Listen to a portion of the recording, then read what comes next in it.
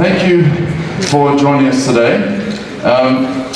We have a very unique opportunity here today. We are visited by four extremely interesting people who have something to do with Beirut, IC, Lebanon, and beyond.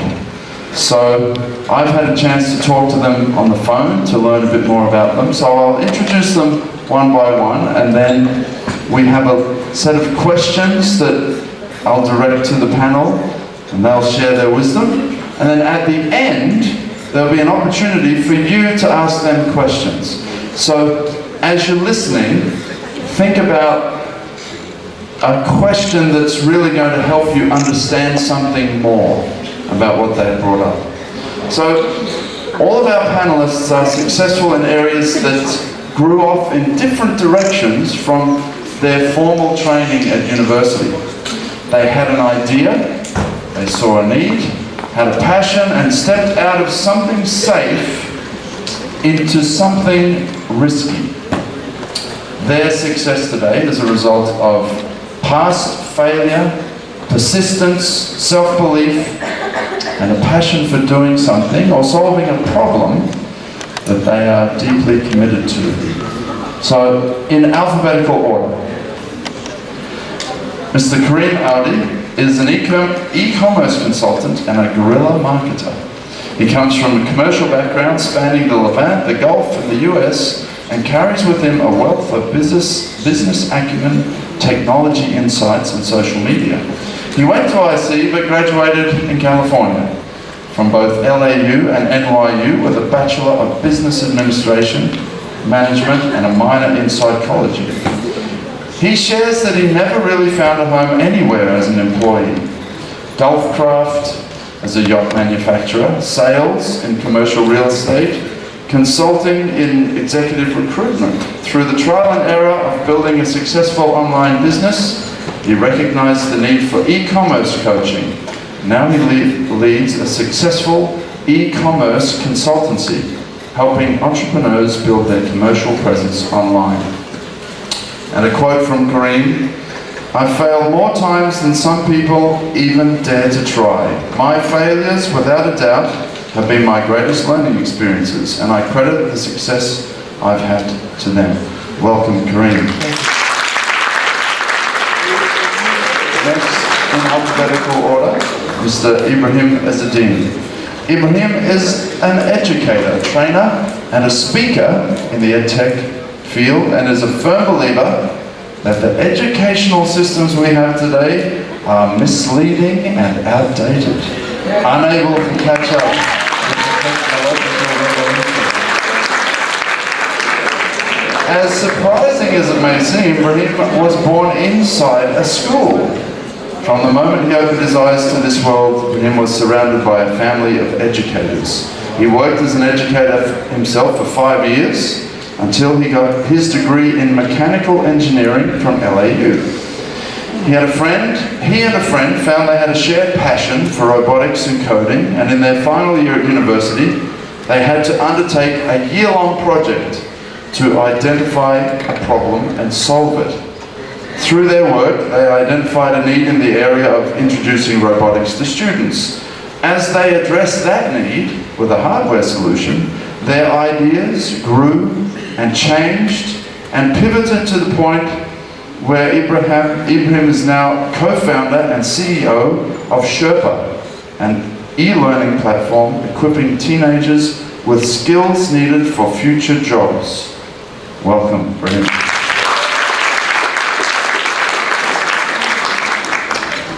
Ms. Sabine Kai is an electromechanical engineer with a master's in mechanical engineering and computer vision. She's the founder of Kids Genius, which evolved to become a larger project, the Makers Hub. She's worked with several startups as a mechanical designer and a product developer. Through her career, she noticed the lack of know-how in application among young generations and the lack of awareness in seeing technology as a tool for developing new solutions. Therefore, she established Kids Genius, a youth's technical workshop that helps children from 7 years old up to 18 to develop practical skills and technical knowledge using open source technologies such as manufacturing, electronics, 3D printing, 3D scanning, and raise them in a maker spirit instead of being consumers of goods all the time. She was selected as Tech Woman Emerging Leader for the year 2014. In 2018, Kids Genius was among the 10 best social enterprises in the MIT Enterprise Forum Pan-Arab competition. Welcome, Sadiq.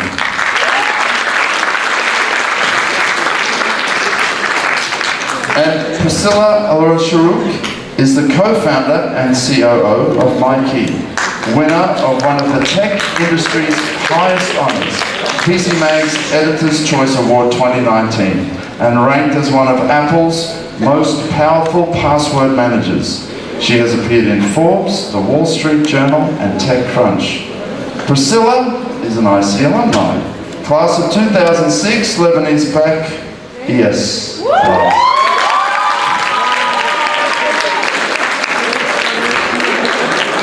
And she was named as one of the top 7 female entrepreneurs in the MENA region for 2017 by Forbes.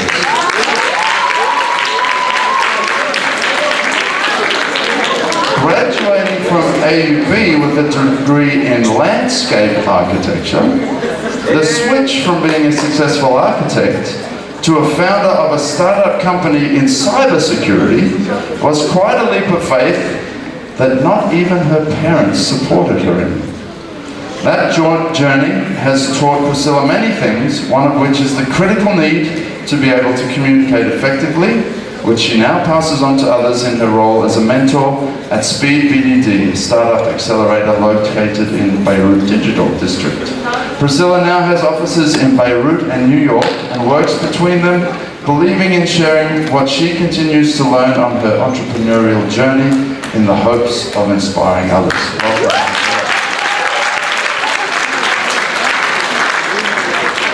So I'm going to hand over to our panelists and ask them the opening question, which is, please tell us about the project that you're involved in right now that takes up most of your time. And we might need a little bit of fiddling with the microphones to make sure you're on, so bear with us as we begin. Who would like to start? Okay, so I'll start. Good morning, everybody. My name is Priscilla. I'm really happy to be back to IC. The best part about being back now is I actually got to park on campus. So it's a lot of fun. I'm really happy to be here and share this with you guys. As Bruce mentioned, I started a cybersecurity company in 2015, but this was after 4 years at AUB studying landscape architecture and then 4 years of working in this field. And I thought, this is it. This is what I'm going to do, because this is what I'm good at. This is what I studied. This is what my parents thought I should do. So this is going to be my life. Fast forward a couple of years later, my uncle moves to Houston. And my grandmother discovered Skype. She was like, wow, I can actually see him and talk to him. We lived in the same building.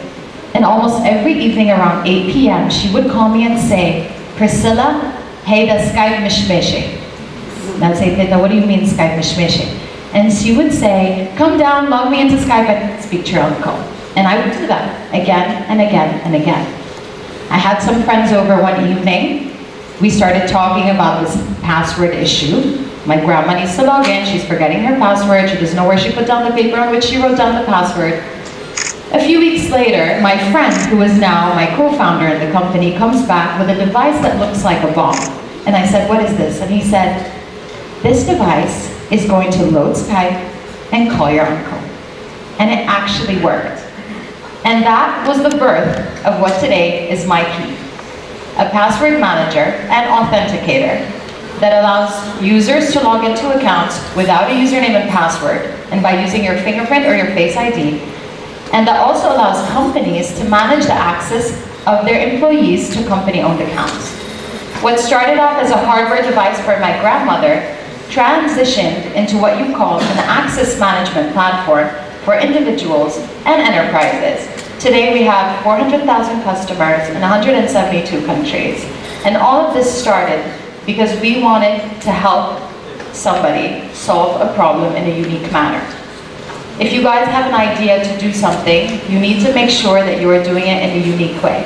What we did that was different with MyKey is that while everybody was looking at the cloud to store sensitive data, we decided that the cloud is not the right place. It's great for a lot of things, but your passwords isn't one of them. So we created an offline password manager. And that is what put us in #1 position today with PC Magazine and giving MyKey the Editor's Choice Award, is that we created proprietary technology in order to solve a need that most people, if not all people, are suffering from. That was a really long intro. Raheem, maybe you can talk about Sherpa. Sure. Okay, so as I mentioned, I come from an educational scene, and literally my house is inside a school, so I watch students come in and out of my house literally every single day. And I've been fascinated, like, what are we teaching? What are students learning every day? And why has it changed since so long? And how can we do things, how can we change that and to make sure that what you're learning is actually related to the real world? So we created Sherpa, and basically Sherpa is an e-learning platform where you can actually log in and you can see all the courses that prepares you for future jobs. So what are future jobs? We're talking about like cybersecurity, for example, artificial intelligence, or even self-driving cars. So what students actually do is go on real-world challenges and missions to solve a real-world challenge or application. So for example, we have a course related to tech in space. So there's a solar astronomer at NASA who helped us design those challenges, real-world challenges, by the Curiosity rover that is on Mars right now, and to come up with a simplified version of this challenge for students to solve. And you'd be surprised by how creative students become into solving those challenges. And then we report back to this industry expert. So, and then we try to come up with challenges for students. So for example, in the cybersecurity, we're coming up with a cyber battle at the end of the summer. So where students kind of compete to make sure that they're safe, the website that they're protecting is safe, and they're well equipped to what skills are going to be set in a learning path where it makes sure that this is a job that is going to be in high demand in very few years from now. So this is what we mainly do. We work with schools, with teenagers, with parents, and make sure that what they're learning is directly applied. So we've won several awards regionally and globally. We've been immersed in Silicon Valley, and we have lots of industry experts and teenagers connection. And this is what's really powerful, is that we get those challenges that big companies are facing. Like Facebook's now facing this fake news problem. So how could a student, for example, in this crowd, help inspire solving this? This could be very interesting and inspiring for those industry experts.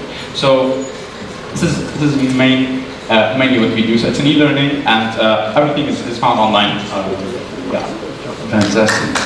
Sydney, your Makers Hub is also very creatively focused. Yes. Tell us about that. I graduated as an electromechanical engineer, and I had an internship for 5 weeks in Dar el Handasa. And we had to draw, to design maps for construction projects. But for me, it was like, in 2 weeks, I know what I should do. It's all about putting values inside the software, and then it will give you the load that you should put. And I didn't study engineering for that. I was always passionate since I was a kid. And whenever I hold a device, why people decide this dimension, this shape, what if it was different? If it didn't exist, how am I able to build it? What I'm studying, how is it connected to this? So all these questions, I felt not free. Even I can go wherever I want. I'm not free if I cannot create what I want. So this is why I went into engineering. And I got the opportunity to have my master's at AUB with the graduate assistantship. So I said, if this is the engineering work, I hope I have all my life to do this, I will go for my master's. My master's, I learned a new skill there, which is start things even if you are uncertain if it will work or not. Before I was guided, like, you follow this theory and prove this result. And at my master's research, they asked me, we have this problem, and you go and solve it. And it was too much for me. I felt I'm lonely in a big ocean. So, but with that, I started enjoying, exploring and learning by myself. And the first opportunity where I got to have my small workshop at home, I got the tools, I started working with that, and I started remembering when I was a kid what I used to love. And I decided to provide this space for youth where they get the opportunity to tinker, explore, even disassemble things that already exist, so that they learn from that and try to connect what they are learning with how people use it to provide this product in the market. Currently, we are normalizing the model so that it can be replicable in schools. So you students have the access to go manufacture, work on machines, produce parts, from manual machines to computerized machines, and helping teachers to connect the lesson plans with actual products that students can make. So, yeah. Thank you, Sabine. Sabine mentioned the idea of start something even if you're not sure how to do it. And that sort of resonates with your story. Sure, thanks for that. So my consultancy was a mistake. It just happened. I never planned for my consultancy to exist. A couple of years ago, I wanted to quit my job and start my own thing, own my own time. And honestly, I didn't have any savings to show for it. So I had to do something with zilch. And the only thing that I could find was dropshipping at the time. And for anyone who isn't familiar with dropshipping is just getting something online, putting a picture for it on your website. When it sells, you go and buy that item with the customer's money that you just got. Customer, that supplier ships the products. You never touched your, you never touch your inventory. You never touch the product, and you're able to just launch something from scratch. And that's what I did. Pretty soon, in fact, very, very quickly, people started coming to me and saying, wait, you did what? You have a website, and how much did it cost, and how did you do this? So it started with me helping other people set up dropshipping businesses that didn't have any money either. And then it grew to now legitimate, large, multi-million-dollar businesses approaching me and going, wait, you have a $3,000 solution for an e-commerce business versus what it used to be, which is $20,000, $30,000. So I was able to add value, and I did it all myself. I didn't know how to code. I learned it all from scratch. I'm a partner with several key people who are key companies in the industry, and really the company just grew out of that. Fantastic. Now, some themes that have come through your stories in your current project. One is innovation, adding value, identifying problems and solving problems. How important are those skills in your current job and future jobs that these students might be encountering? So absolutely critical. Like Priscilla just said, her business grew out of solving someone's problem. The biggest businesses that exist today, again, are just solving a problem. I think, and it's one of the things that I believe I shared with you over the phone is my advice to all of you is find where you can add the most value. I know that sounds vague, but I mean, we're in a country with so many problems. Don't realize every single one of those is an opportunity. So, and they're aching for disruption. So, yeah. Who here has a startup idea, or an idea for an app, or an idea for a business, or an idea for something? Even parents, I mean, really, don't be shy, I won't ask you about them. Let's see if the number of hands are going to go up, of course. All right, put them up and keep them up. Very good. So where do you guys start? How do you start? You start by one, identifying the problem that you want to solve. There needs to be a problem. Is everybody listening? If you're doing it for the money, don't. It's too long of a process to do for the money. It's too difficult of a process to do for the money. Money will come. Money will come. So start by identifying the problem. What is the problem that you're looking to solve? Your solution, it needs to be unique. If you're about to take something that exists in the US and come and do a copycat product of it, do it in Arabic for the Middle East, what happens to you when that massive guy from the US comes back with their multi-million-dollar investment to tackle this market? You're out. Maybe, if you did a good job. Right, of course, Kareem and Uber. But that's how many times, how many other case studies have you heard of this? But even Kareem had a differentiation for the market here. Sure. There was a differentiator, so it wasn't purely a copycat product, let's be fair. But at the same time, build something where you are solving a true problem. Make sure you are doing something unique in terms of the value that you are adding, right? What else would you add to that, you guys? Okay, so I would add that, I mean, like every one of you is really very different than the other, and you've been living around here for like a couple of 10 or 18, 17 years old.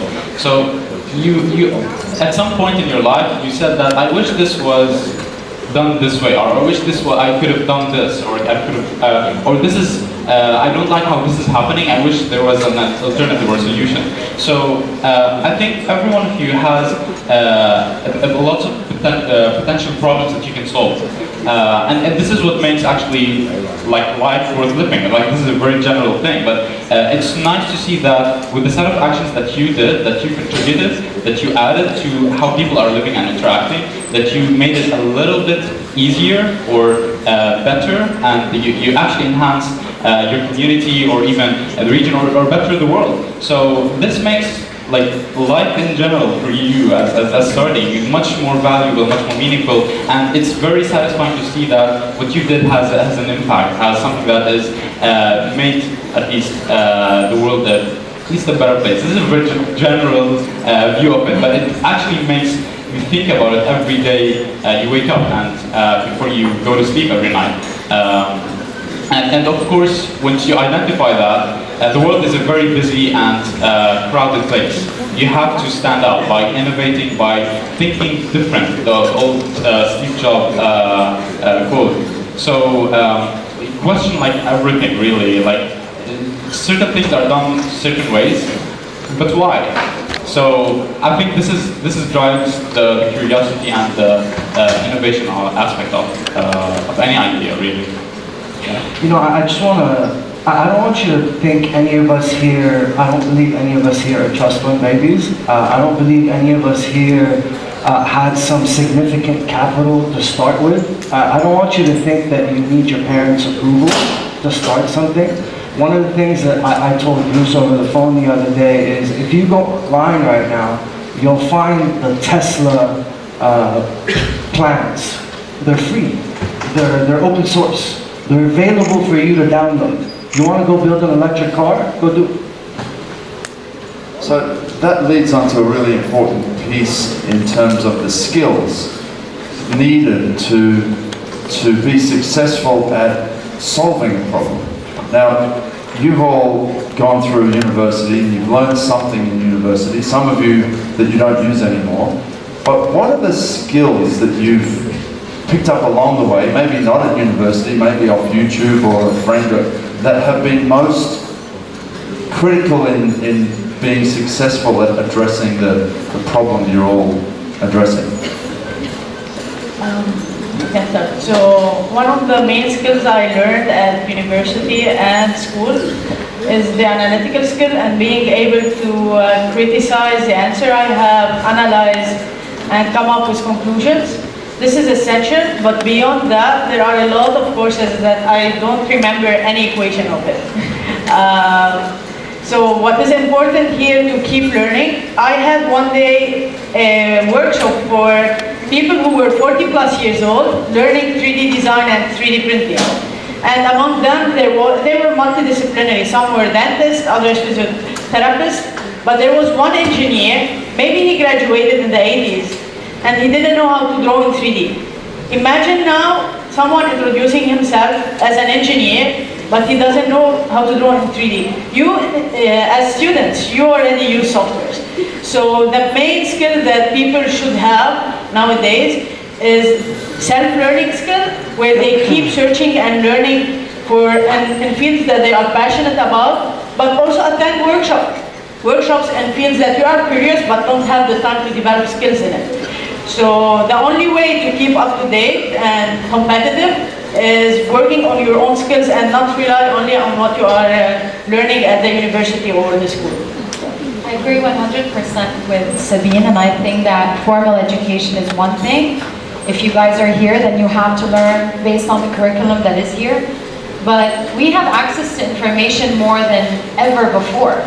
So there's no excuse as to why you can't be taking a course, you can't be going up and attending workshops or whatever it is. But I think if I were to add to what Sabine is saying on the non-technical side of things, I would say that the biggest skill that anybody today needs to work on is communication. And by that, I mean speaking in public and being able to communicate your idea. What happens in the next 10 years in terms of our ideas, based on a lot of research and a lot of studies, relies solely on our ability to communicate or sell this idea. And it doesn't just start for startups when we get up and we pitch on stage. Everybody hears about it. Oh, you're gonna pitch. We're gonna have a demo day. This is when the startups get up and they talk about, for 5 or 6 minutes, using a certain structure, they talk about what it is that they're building, the problem they're solving, the market, how they make money, the competition, all of these things. I think today it's really important to take part in public speaking, maybe even acting classes, Toastmasters clubs, whatever it is, anything that gets you out there, because at the end of the day, with or without a startup idea, you're going to be looking for a job, you're selling yourself. Every single day, you're trying to convince something or someone of something related to you, and in order to do that, you need to communicate it in the right way. So I think work on your communication skills. It's becoming increasingly important, and it will continue to become important, especially if you are going into the field of entrepreneurship as well. Absolutely agree with both panelists there as well. If I were to add to that, a skill that has helped me quite a lot is just my ability to research and research effectively and teach myself whatever it is that I wanted to teach. So research and then, I'm blank, sorry.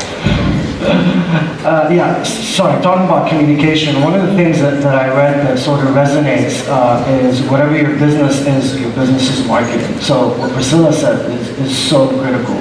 We really need to communicate better, particularly startups, even just people, if you're just looking out for a job, you really need to communicate well.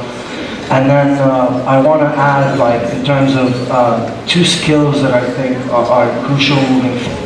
Both happen to be languages. I like to say the second most important language you can learn today is Mandarin. The first is code. What is the second one? Mandarin is the second, the first is code. I would disagree with the fact that the first is code.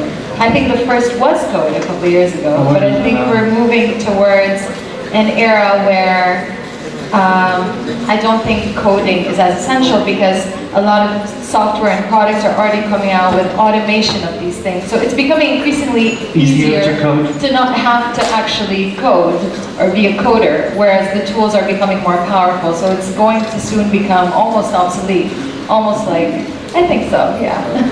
Brynning, how do you feel about that, with your Sherpa being a tool for training in those sorts of skills? Yeah, that's very important idea that's mentioned, because that's true that a lot of things are being automated now, and the set of skills are shifting from actually programming this robot into how could I best automate a certain task, for example.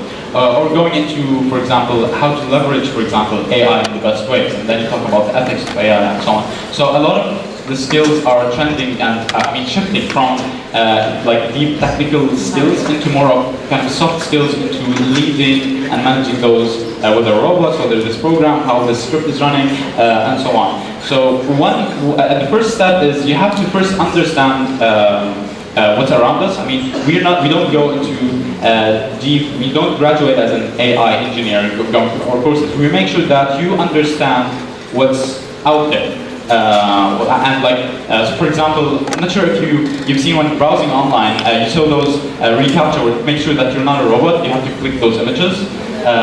So what images do you see? What are mainly streets? So that's right. So what is this? So sure, a lot of people say that this is to make sure that you're not a robot. But what this is that this is a company called Recaptcha. It's owned by Google, and Google is developing a self-driving car. And this self-driving car is taking images literally every single day. And now some images are being recognized by the car, some images are not. So instead of Google bringing thousands of engineers to train this machine that this is a street sign, this is a car, it spreads it all over the world. So in every device in your pockets or at home, you're interacting with this, you're actually making the self-driving car better. So what I'm trying to say out of all of this is that, first of all, you have to understand what is happening, the technical side, from the AI, from machine learning, from understand it, know how to interact with it, and then move on to what is really important, which is the soft skills. And what I would add to that is, to add to the skills that are much needed at this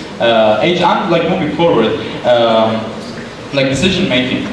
You take decisions literally every day, whether it's major decisions, what major should I choose, or whether it's should I go with my friends or stay at home. And when you realize that there's a process to take literally every single decision, and you start to note down, like, for me to take this decision, this is the process that I go through. This is very critical. And what I would add to all of what has been mentioned is actually the skills that you get out of Scouts. It was tremendous for me, because a lot of applications throughout what you go through in the Scouts and camps and so on, you go and, for example, the leader tells you to, well, we have to have this tree house built by tomorrow noon. Or we need to have a chair and a table built by in an hour. So you start immediately thinking, how am I going to do this, instead of, well, that's very hard, and start to complain. So it trained us to, when we have a problem, we start immediately thinking of how can we reach this problem within the deadline that has been set to us. And this is very critical, and never to the habit of not procrastinating and so on. And of course, like the more of the emotional intelligence and how we interact as people, and how we, because this drives whatever you're going into, whatever major, if you've been able to communicate with other people and to address whatever problem you try to solve in the best way possible. So Sabine, that sort of segues nicely into the Makers Hub in terms of practical skills in actually making things, as well as those sort of more virtual skills in coding, etc. Actually, we use coding, but for the need of it. So we're not the expert. Students will not know how to make a mobile app, but for example, we did a mobile phone from scratch, and they had to solder the circuit, build the design from outside, and do some coding for the mobile phone to be able to receive and make calls. Basically, we are also bringing the technology that for youth is a black box that works perfectly and it's cool, and simplify it in a way that they feel empowered that they can make it themselves, and then contribute to added value in this field.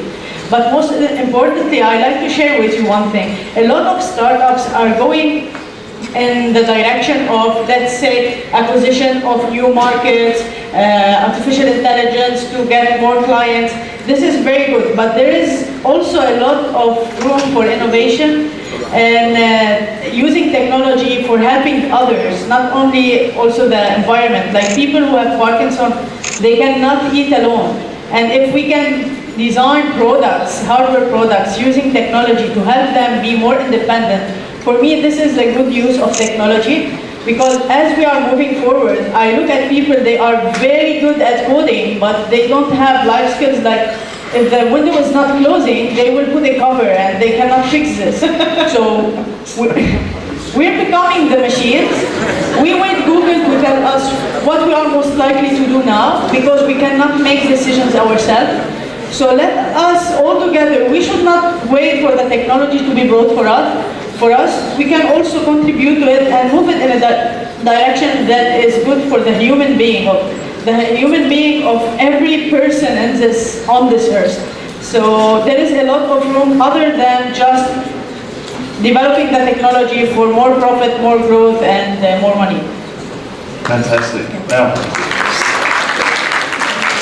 some of those skills you talk about, we address formally in school, and some of them we don't. Now, I know a couple of you have some strong opinions about schools. Where do you think changes what sort of changes do you think need to happen in schools today to really prepare these kids here for the next 5 years, 10 years, 15 years?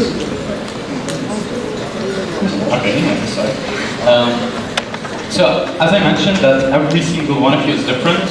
Schools should consider that too.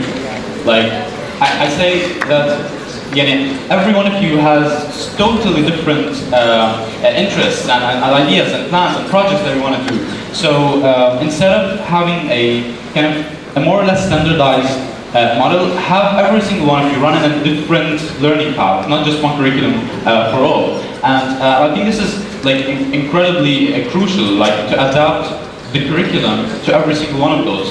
I know it's very hard And expensive. and it does, yeah, it is very expensive too. But this is like the ultimate way of living the first 18.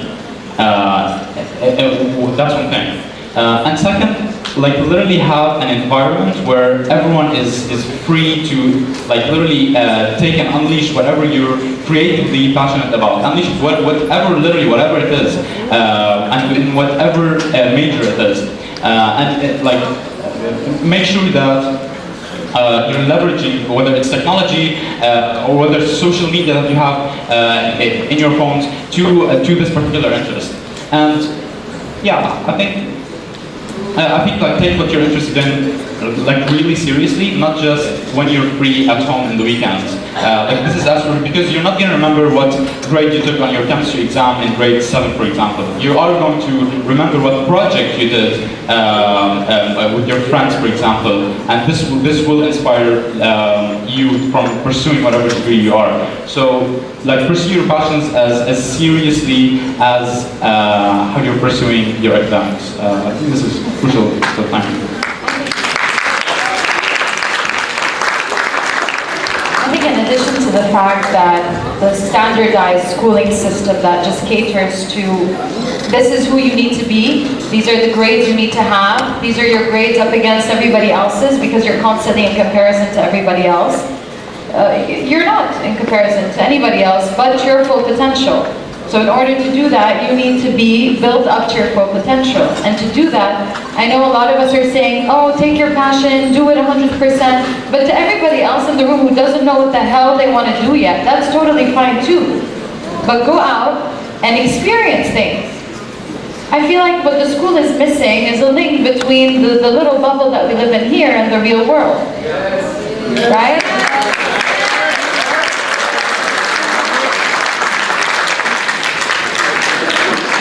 I remember finishing school, going straight to university, going straight to my job, right? I started working immediately. I started working.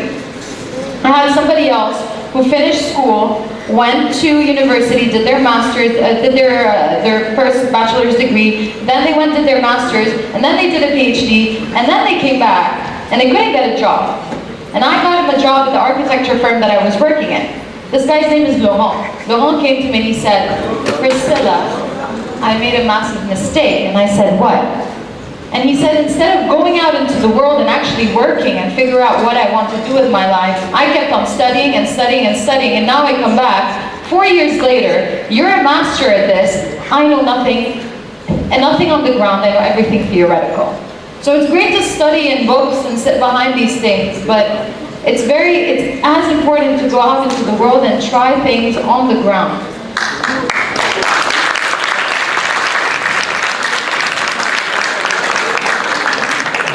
The former US President, George W. Bush, he was invited to do a commencement speech at Harvard. So he got up and he said, congratulations class of, I don't remember which year, whatever it was. He said, congratulations to all the A students, you guys are amazing. I can't wait to see what you're going to achieve. To all the B students, he said, you guys are cool, you probably have more of a balance, and I think you too can achieve great things. And to all the C students, you can be the next president of the United States.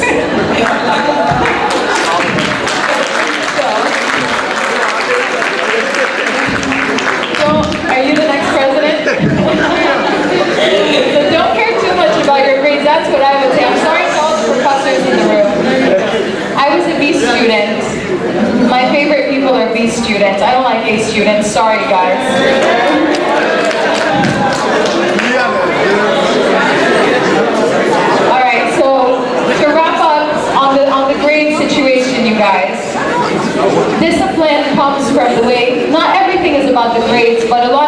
to do with discipline. So while I'm saying these things, at the same time, I know how much IC and AV, of course, taught me a certain work ethic.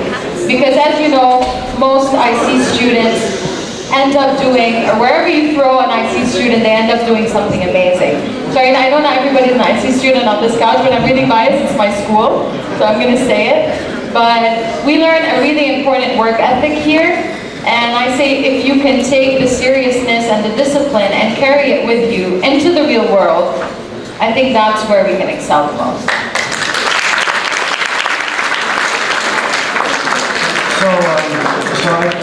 Before I say how it should change, I just want to give it a little bit of credit. Recently there was a magazine that came out with the top 40 advertising professionals, top 40 under 40 advertising professionals in the Middle East, and I believe 5 or 6 of those people were literally in my class magazine. So we're doing something right here. That said, if I were to choose which direction I believe we should go, I think personalized learning is definitely where the direction that we should be going. As for what you yourself can be doing, I don't know that there is. Like each of you has their own aspirations, their own dreams, so there is no, look, you're being trained to be good employees. You are.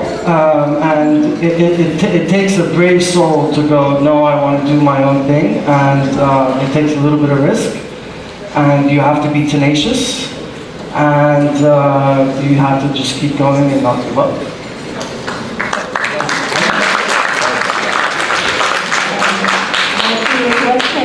What should change in school? For me, if personalized learning is not possible or is achieved now, for me it is really important, and I see a lot of potential in youth studying to become educators or engineers. And why don't we bring those two together since the university, where the engineer can simplify things to us, for an educator to share with the students, and an educator can learn the technical stuff.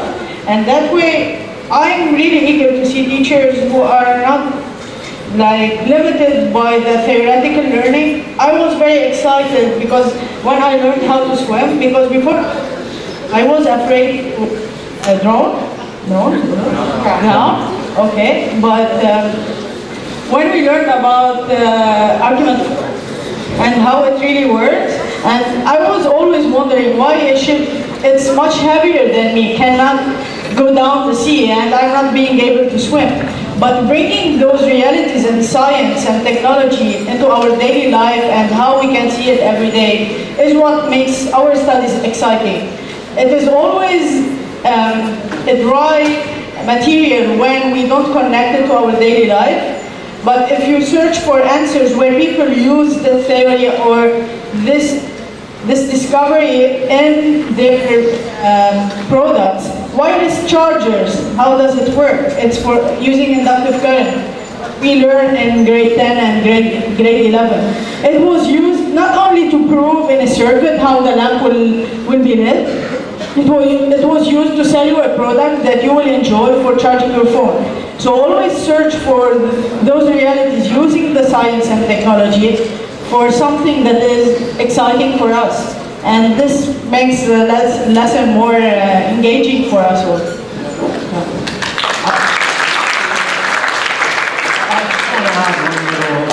Thought about what I believe something that we can do now. I generally really enjoy interdisciplinary studies.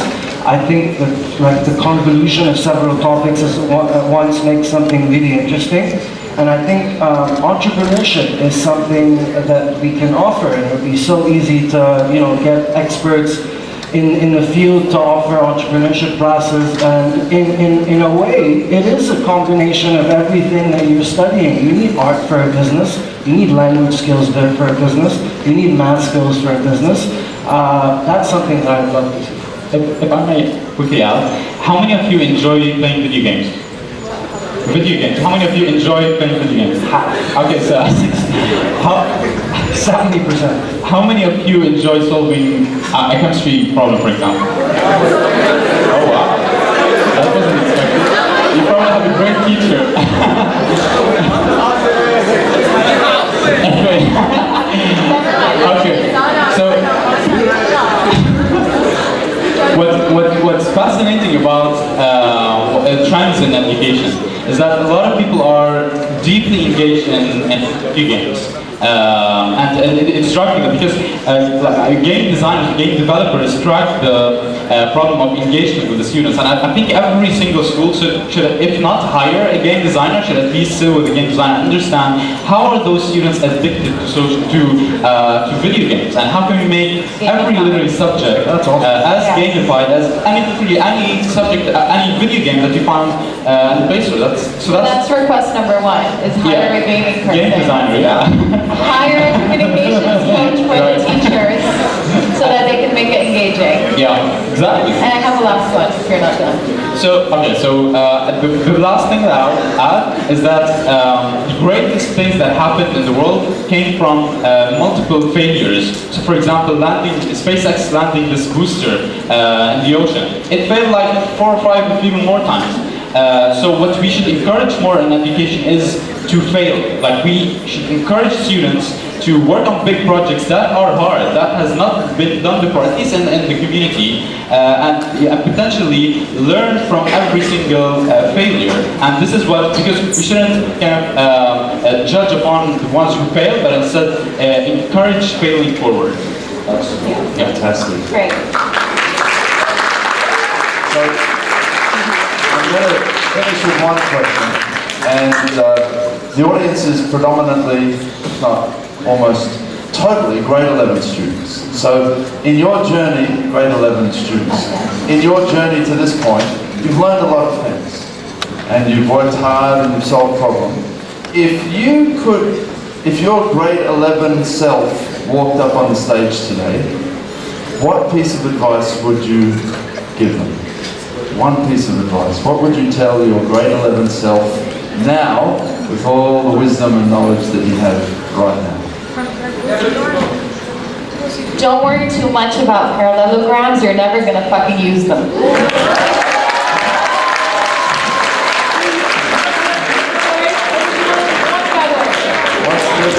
One slip from Brazil.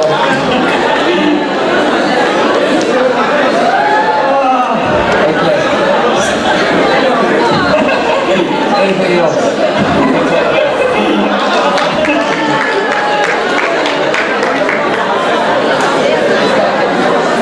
So I would just tell myself to be more disciplined about something that I like. I would tell myself to be more disciplined.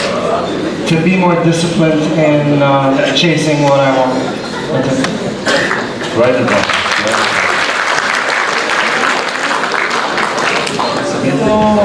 Two advice actually. First, try to go and volunteer in a lot of companies or in the society to explore what you really like to do in your life. And second, if you are thinking what will be your next, like what will you go and learn at university, please think of the idea that this is do something that you will enjoy doing for the rest of your life. If you don't find it or you find another thing when you finish, it's fine. Don't worry about what your parents will say. When I started, I had my relatives saying, "You're an engineer, what are you doing?" Okay, she's playing, she will spend 1-2 years and then she will come back to engineering. Actually, I love what I do. I will never come back to the engineering that is being done in Lebanon. This is not what I want to do. So always put in mind what you enjoy to do in your life, and that will make you very excited on Sunday evening, so that Monday will start for working. When I was in training, during my training, every Sunday I was feeling depressed because I have to wake up early in the morning to go to the office. So search for something that is joyful for you. Thank you. Wonderful.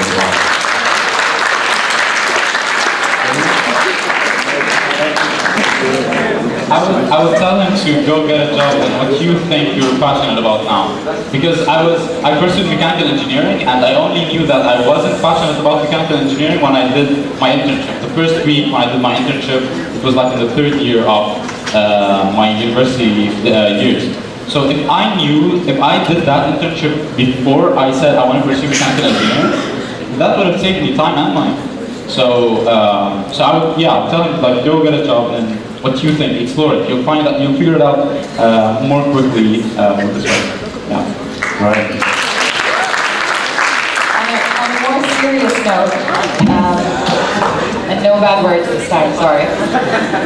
I would say, I would tell myself, my 11-year-old self, I would say, accept all criticism as constructive. And do not take stuff too personally. Because everybody is going to give you their opinion about what they think you should study, who they think you should be, what university you should go to, whatever it is. Everybody's going to tell you this is what I think is right. Take it, do what you want with it, or do nothing with it at all. But don't take stuff too personal because it will kill you inside and it will keep you from being to the potential that you can be.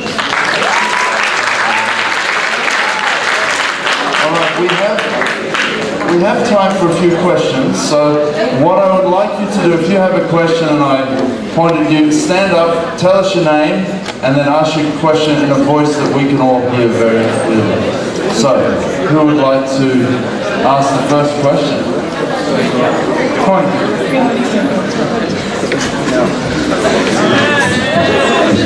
Sorry, Your name and loud voice. Anthony Azur. Sorry for Priscilla. For competitors like Google and for competitors like Google and stuff like that, how do you deal with them? So today, our biggest competitors are not the Googles and these guys, right? The competitors that you're thinking about is password managers. There are multiple platforms on the market that help people manage their passwords. What we do differently is tech first. While most of these products use the cloud to store sensitive information, we opted away from the cloud. So we use blockchain-based technology and we do peer-to-peer syncing of data across devices. So it's a tech-first product, and I think that anybody who wants to build something, make sure you are building it in a way that is different and unique on the technology side. So Google is not a competitor, it's an expert. Right. My name is Tamara, and my question is for you all. So you keep telling us to be passionate and to go for what we want, and it's okay to fail and it's okay to take risks. But like, we're all 17, 18 in this room, 16, and honestly, we don't have the sense of the real world to know what we want. And you all basically told us that you didn't know what you really wanted until you like got that opportunity to work. But like, we don't have that, so how do we know what we really want or what we're passionate about? So Byron, that's amazing, because that was going to be my last request to IC. I was going to say, take advantage of your alumni. Like, you guys are interested. I don't know how many people in this room would be interested in doing an internship at Mikey or with Kareem or with Sabine or with Ibrahim. Like, we would be ready to open up, our offices and our arms to have you guys, whether it's at the capacity of an internship to figure out on the technical side, or even on the mentorship side, in which we can have one-on-one chats with you guys and take it, to the next level and see how we can help you figure out from our mistakes, basically. Yeah, just to add to that, last summer we had a grade 10 student as an intern at Sherpa. So, and she approached us. So if you're waiting for us or the companies to approach you're like gonna wait forever. So it's your decision. You have to come up with the first kind of stuff, and we're more than happy to do so. I just said that what I would advise my 11-year-old or my grade 11 self is to go get a job or join an internship. So we'd love to kind of support, and this is what you should be doing, for example, in your breaks, in your summer, is go out there and reach out. Don't wait for when you're 18 years old. Time is defined by a certain system that I don't know who created it, but it doesn't mean that you only start discovering when you get a job. No one said that. So, yeah. I have something also to share. Actually, it worked for me. It might work for a few of you. When I started my own startup, it came to my mind what I used to love when I was a kid. I used to enjoy disassembling stuff and figuring out how it works. And now when I started, I feel maybe I like it because this is what I used to enjoy when I was a kid. You were not affected neither by the salary, neither by the market demand, nor by people's opinion. If you like to sew or to be a fashion designer when you were a kid, you used to enjoy this. So if you go and sit, like remember what you used to like to play, maybe it is something hidden inside and now you are busy in studying and all the other activities that, surroundings that are around you. So search for something. When you were a kid, you were sincere. I just want to add something as well. Who was it that asked the question? What was your name? Tamara. So, look, my advice is whatever, like, I know there's a bit of a disconnect, and I know you think it's a bit of a catch-22, but it is. You're disconnected from the real world. You don't know what type of jobs are out there. So you literally have to go and just do stuff, try stuff, and forget about finding your passion. I won't credit for saying this. I read this somewhere. Forget about finding your passion. Whatever it is that you already enjoy doing right now, maybe pursue something there and see where that takes you. I never knew I was going to end up in commerce. I just ended up here. Fantastic. And I've told the story to many students that my first job was at McDonald's. Wow. And I learned very quickly that I did not want to work at McDonald's for the rest of my life. It made me study harder. But I can make some damn good French fries. Good. Okay, my name is Noor, and I wanted to ask you know, many of us have good ideas, and many of us want to start, but we don't know where to start nor how to start. Okay, we can start by research, but research is still theoretical. It's not action-based. We wouldn't know who to go and contact, for example. We can ask, but there's always a catch, like the process of starting. So what you do if you have a startup idea, you start researching different acceleration programs in Lebanon. Like, I'm not going to list any of them because then, it doesn't matter. But there are so many of them that you can research and find and say, okay, well, I have this idea, so I'm going to apply. And in order to do that, your research is important, it's theoretical, but at the same time, the first step or rite of passage for any entrepreneur or person with a startup idea is to build a pitch deck. What does this pitch deck look like? Again, Google it. It's 12 slides that can help you think of every single item that a person in front of you might ask you about in order for you to appear knowledgeable about this idea and the business, right? So 1, make sure that you're building something that your market needs. 2, make sure that you have the momentum to keep going because it's not something, if it was easy, everybody would do it. That's why not everybody does it. And 3, make sure that you go out there and get that information for yourself. I mean, the problem here that I'm hearing between Noor and Tamara is like, what do we do? Nobody, we're so in here. Get out there. Nobody's holding you back. You have life. Get out. Go. Figure it out. Research. You have all the tools at your disposal. Like, especially at our age, we're just afraid that no one will take us seriously, for example. You're afraid of what? No one will take us seriously just because of our age. Come on, that's not a fair enough excuse. There's a 21-year-old billionaire out there. I'm not using it as an excuse. Yeah, but I'm just saying. I mean, Those things are over. Those things are over. 40% of my team is older than I am. Right? 40% of my team is older than I am. Good question so far. Listen up, guys. My name is Jude. It's kind of a random question, but how important is emotional intelligence in your fields and what you do? Great question. How important is emotional intelligence? extremely important. Again, it goes back to communication and picking up on certain cues. It's super important to be able to put yourself in another person's shoes. Just because you negotiate better because you understand their wants and needs, and you get better results in the end. And to add to that, EQ is more important than IQ. This is by a lot of research. So, and this is something that is not directly measured in school. So So having this will actually make you a much more stronger negotiator, a much more stronger, you can kind of manipulate in a way how people think about you, from leadership to things. So it's critical. I think if you want to succeed in any domain, I think you should have at least core principles and EQ, and then if you have like more developed emotional intelligence skills, that like and that's a huge power in your hand to pursue. So, and this is one of the most under focus on skills that a lot of people miss. So yeah.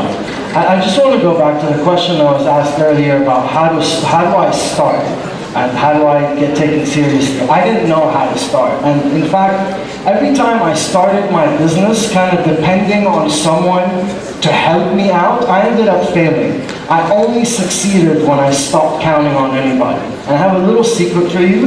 None of us here knows how to solve the problems that are going to come to us today. None of us. And we're all sort of faking it in that sense. We are. We're just figuring out as we go along. And that's what I encourage you to do as well. People ask me what's the difference between when you worked as a landscape architect and what you do today. Before, at least, I knew what I was doing. Till today, I still don't know what I'm doing. Every single day, we're just figuring it out. And I would say just start from where you are. When to start? Yesterday. Start yesterday. You know? Yeah. TM that shit. And once I had a discussion with a mentor, and she told me, you are what you think you are. So if you have in your mind that people will not take you seriously, they will never take you seriously. So believe in what you are saying and keep moving forward. Yes. And just to add to that, how I got into the whole entrepreneurship scene, I was literally sitting in my bedroom, in my dorm room with my friend, and we saw on Facebook, we were scrolling on Facebook, and we saw this ad saying that there's a startup competition, if you have an idea, just apply. And it was like 8 p.m. at night, and the deadline was 12 p.m. And I looked at my friend and told him, come up with any idea you can come up with. So we brainstormed a couple of ideas, one of the worst ideas that we came up with, and we've applied.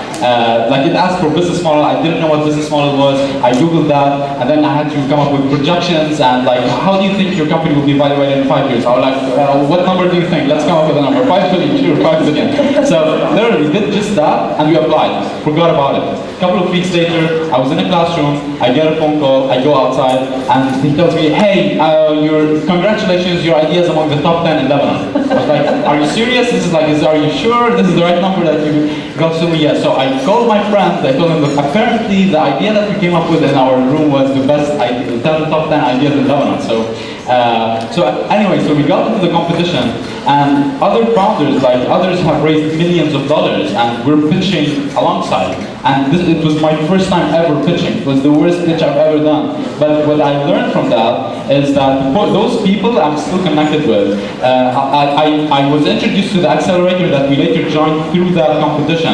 And I was introduced to my mentors that I still have right now through that competition.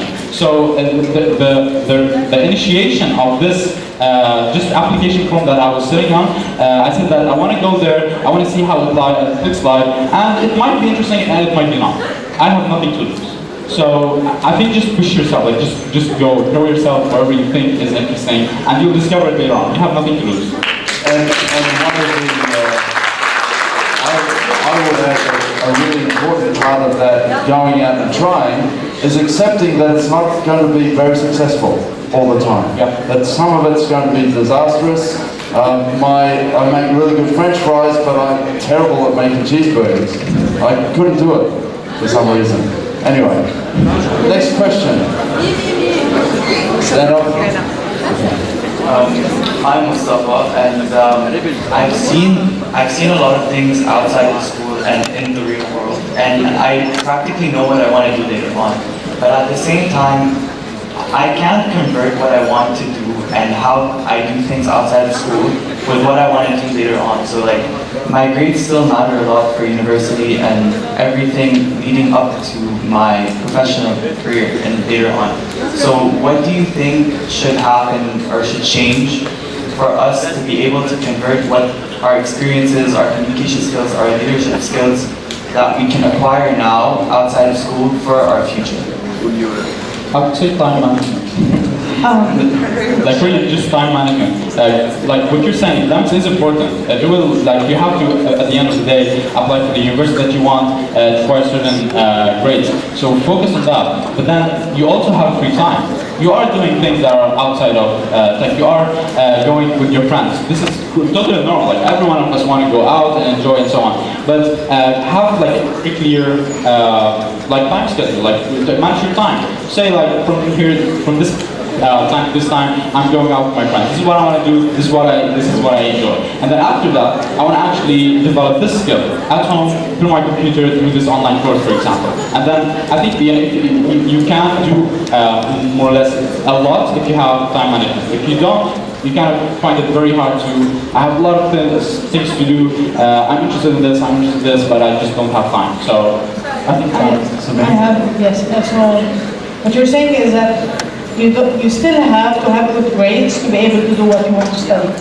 Actually, even in my business, I have sometimes to do something that I don't like, but for the business to succeed.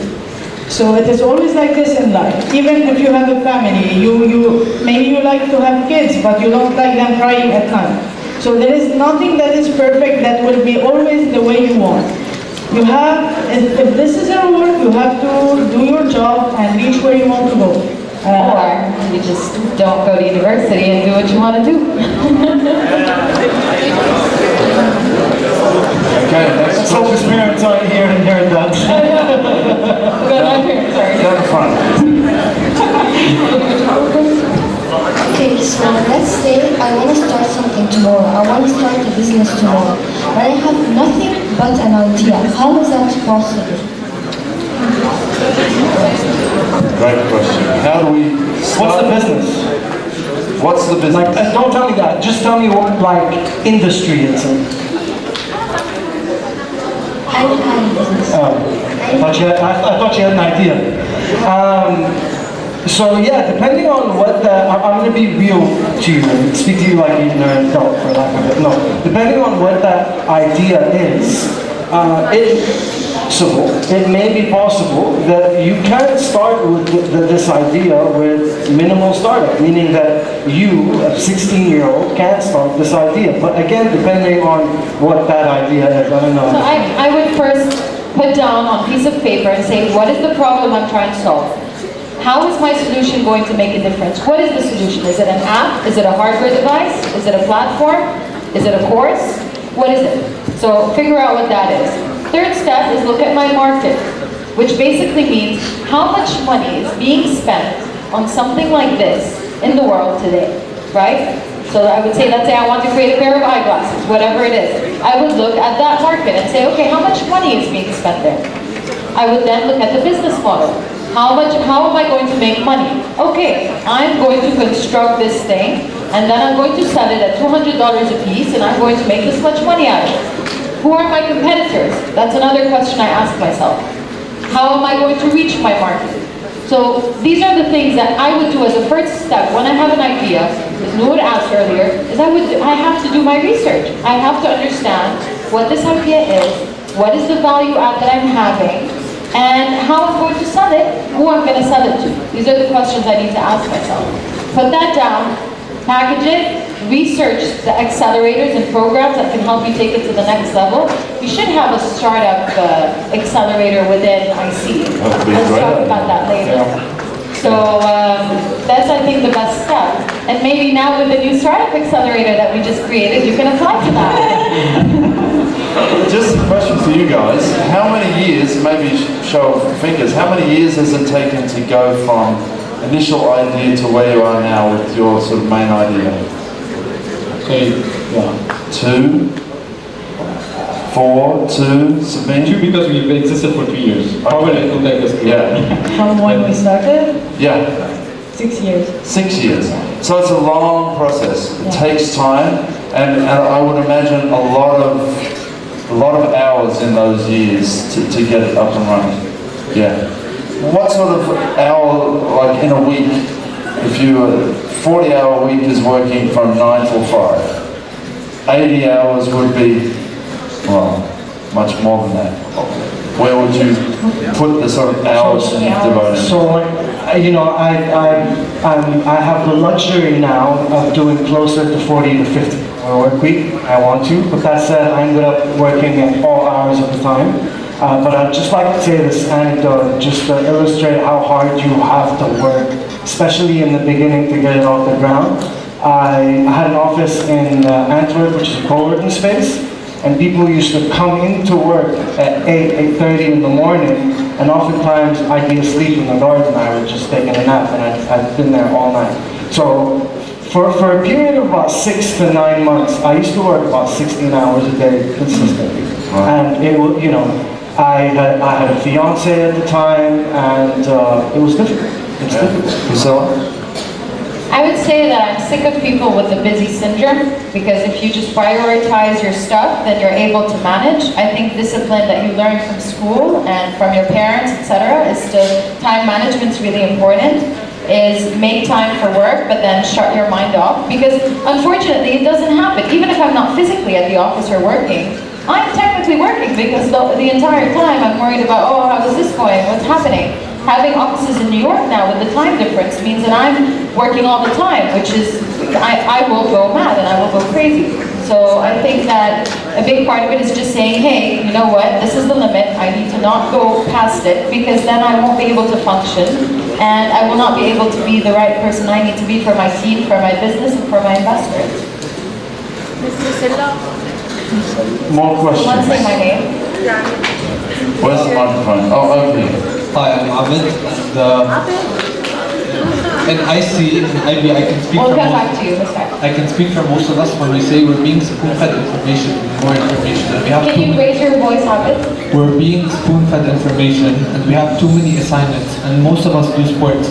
We get home at around 7:30 or 8. We have to study for half an hour for 1 or 2 subjects, and we have homework. By the time it's 10, we barely have time to do what we want. How can we harbor creativity and go into the real world and experience all these things if our time management is based mostly on our studies?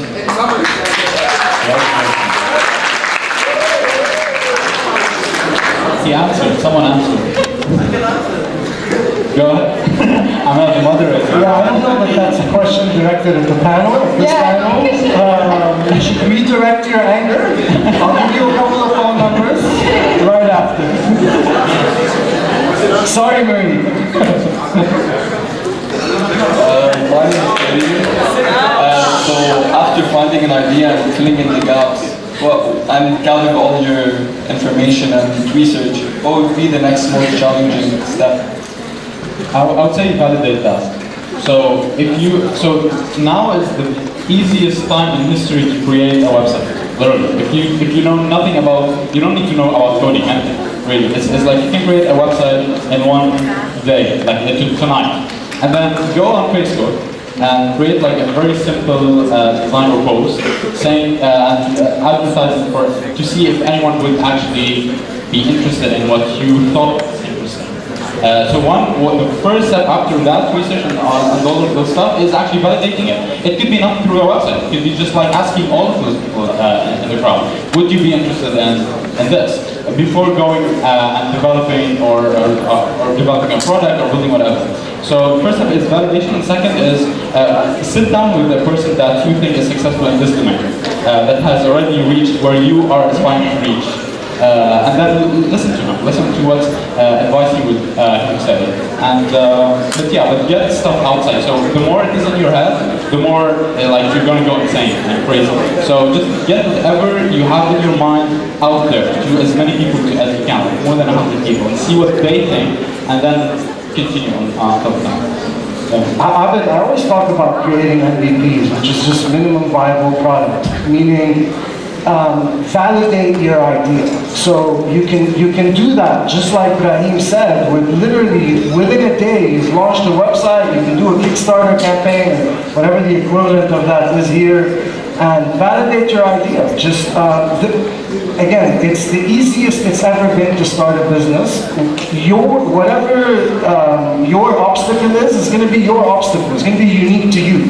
But there isn't any obstacle that that people already have it figured out how to do. You know, you're not going to create a rocket ship to Mars, right? You know, for Chazdi, you know, it's every obstacle people have already figured out how to build things. So you can just reach out to someone, read a book. There was a question here. You've been dying, I know, I noticed. My name is Alexandra Said, and yes, I have a question. You need to raise your voice. Big voice. Is your co-founder Antoine Dubara? Yes. That's it? I think we've got time for 2 more questions. Back there. This person has wanted to ask a question since the beginning. Many people want to ask a question, but we're running out of time. One up here. Mr. Sue's coming with the microphone. So, you guys are in like amazing places and everything, but like if you go back to your grade 11 time, would you like wish you took another path or like went into a different major, like?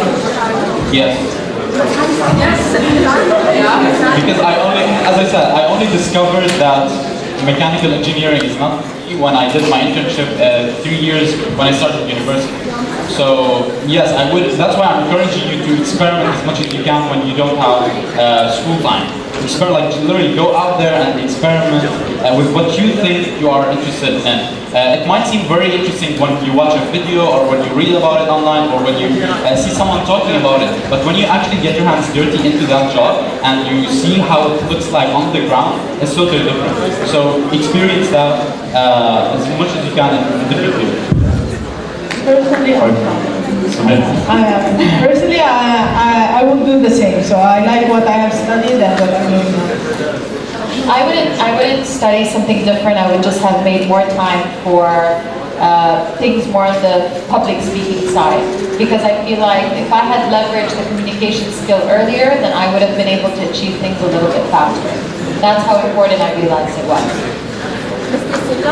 I wouldn't have changed anything either. If anything, I would have just tried to manage my expectations better. I studied business management, business administration management, and I thought that very naively I graduate and become a manager. Well, that's not the case.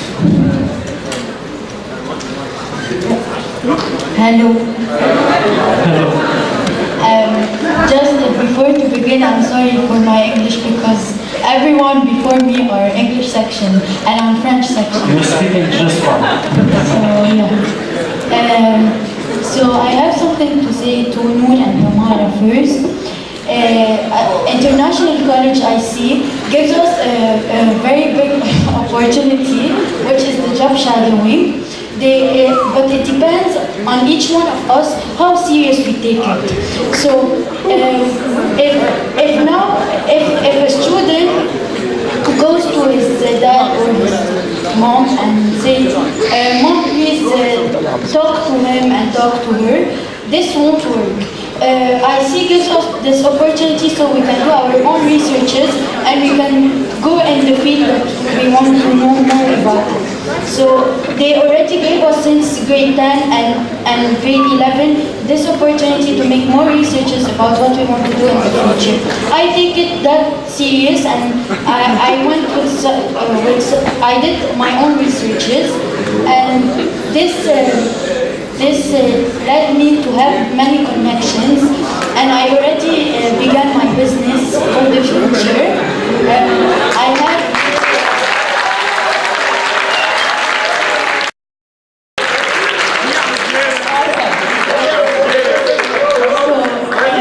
I was talking about connections and this may be a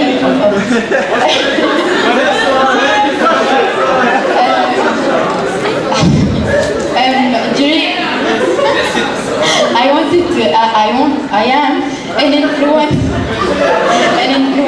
and I have a fashion show in 2 months that will maybe lead me to more connection and will lead me.